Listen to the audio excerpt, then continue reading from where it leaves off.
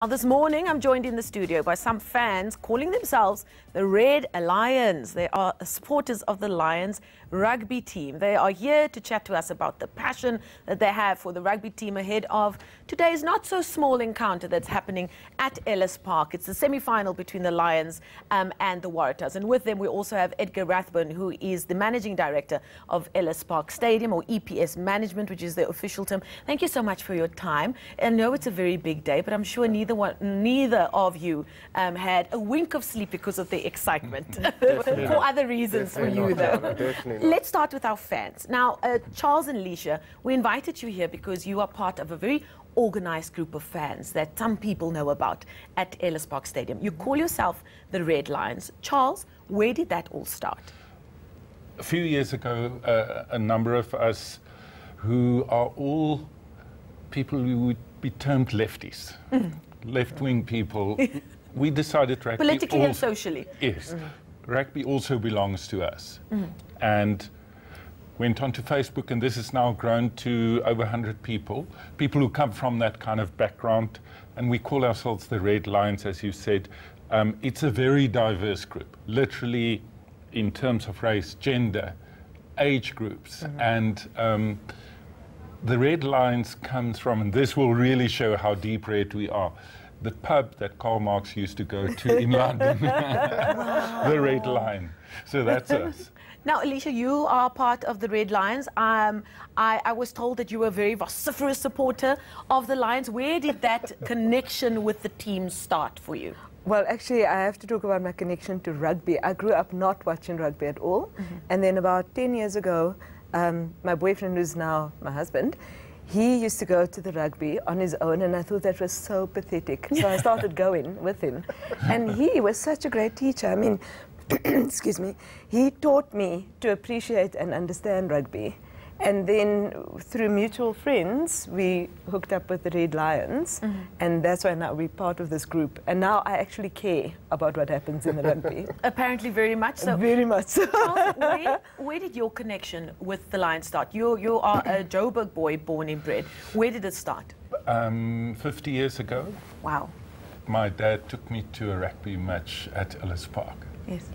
And I've seen the That's Lions. when they were still Transvaal. Yeah. I've seen them in all shapes and sizes, and there were some sad days.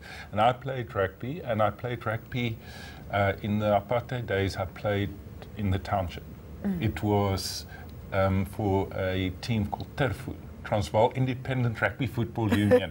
That was before we unified in 90, I think it was, 91 as far as I can remember. So that's my connection. So. Wow. Joburg, Lions, you know, that's part all of the way, me. as That's they would part of say. me. Yeah. Edgar, you hear stories like this. You've got fans from all different walks of life who come to Ellis Park wanting an amazing experience, Saturday in and Saturday out. That must make the job very difficult for you and your team. I would actually say it makes it easy, you know, because you've got people like this coming to the stadium and they're just there to enjoy the rugby, you know. So to give them an experience that they enjoy is actually quite easy, especially if the team's performing quite nicely. But yeah, obviously we try and do things around the stadium that make that experience a lot better and a lot more enjoyable for them, because that's the biggest challenge, to get the people from their couch to come to the stadium and all the comfort of your couch. Now, it used to be that it's just about ticket sales, get them in, where can they get beer, can they get snacks? But the fan experience at stadiums now, worldwide, is so much more than just that. What have you done at Ellis Park and with the Lions to try and tap into what their expectations are outside of just coming to watch the game? Sure, I mean, I think the first thing, obviously there's perception around the area and getting in there.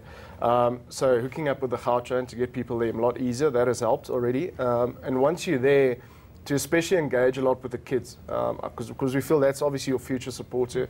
We talk about getting guys there from 4 to 40. I mean, he's just... So you want to brainwash them from early on. That's exactly what you are. I mean, you're getting that experience that he spoke about on a young age and getting them there more often, you know. So focusing a lot around the kids. And then also, I think the culture in Joburg has gone a long way towards going to markets and that sort of thing. And the day of going to a stadium and just getting normal stadium food is long gone, you know. So you need to go and give them experience of almost the food you'll get at the Yes, market. I was there a few weeks ago. You can get tacos, you can get pizza. 100%. It's quite fancy now. 100%. Not just a boerewors roll and off you go. And that's exactly it, you know. So we need to appreciate that that's what the fans want as well. And now I started going to Ellis Park when I moved from Cape Town to Johannesburg over 10 years ago. And the thing that struck me first is how diverse the crowd is.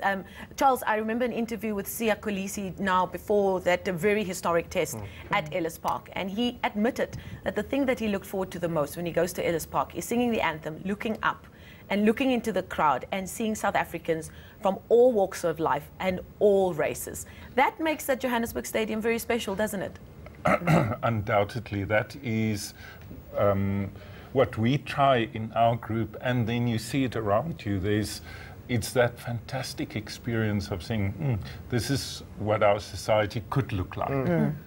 That's truly amazing to see that. And now, Alicia, from a woman's point of view, I'm a huge sports fan, rugby being one of them. So I've always just said, I'm going to the stadium, I don't care. But a lot of female friends who aren't the mainstream sports fans say, oh, but at rugby, the fans can get so aggressive sometimes, and there's real like rugga-bugga feel to it.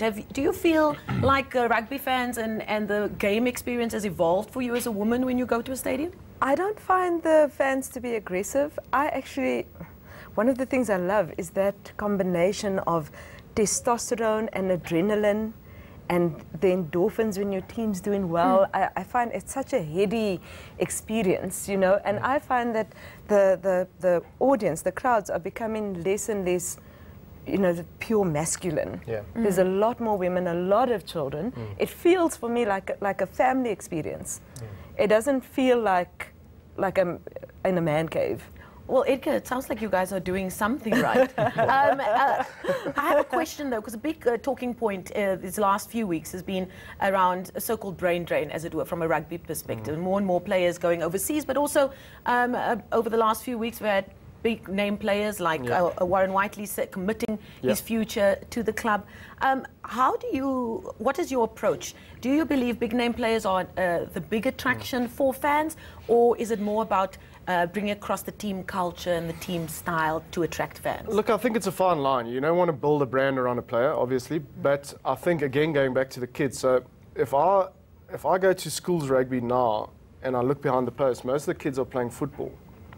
Where in my days you would play touch rugby or whatever behind the post. And I think a big thing around that comes from sort of gaming age, where people are playing FIFA and you're getting heroes like Cristiano Ronaldo and that. So I think the hero element is definitely still there, and that's why it's important for us to keep guys like Warren in the system and Elton Yankees and those sort of acts, you know. So definitely kids need to have someone to look up to, and it's not just the brand, there's definitely players around it as well. We have to start wrapping, but just very quickly, if people are watching and they're still thinking about going this afternoon, are there still tickets available? Yeah, you can still get tickets at the stadium or lionsrugby.co.za. And then fingers crossed, if the Crusaders lose and the Lions win. Tickets just gone on. The other semi-finals just kicked off, so if the Hurricanes win and the Lions win, we've got a final next week. And there's going to be a big show planned, I'm sure. Fantastic. No, definitely. From the two of you, Alicia, what are you saying is going to happen this afternoon? Well, the Lions will win. And then when we do win, go and buy your tickets immediately so that you don't have to do what I did last year. What did you do? I had to roar on a Greg and Lucky show to win tickets. Okay, can you give us a roar then? I think it's a good omen. Well, I'll tell you what I did last year. I had to say on Greg and Lucky, can you please play Insomnia by Faithless? Because that gets the beat going. I haven't gotten tickets. I haven't slept all week. I need tickets so that I can go to the stadium and watch the Lions. Charles, I don't think you can put it any better than that. Not even after several beers can I do that. I'm going to find out from you later on.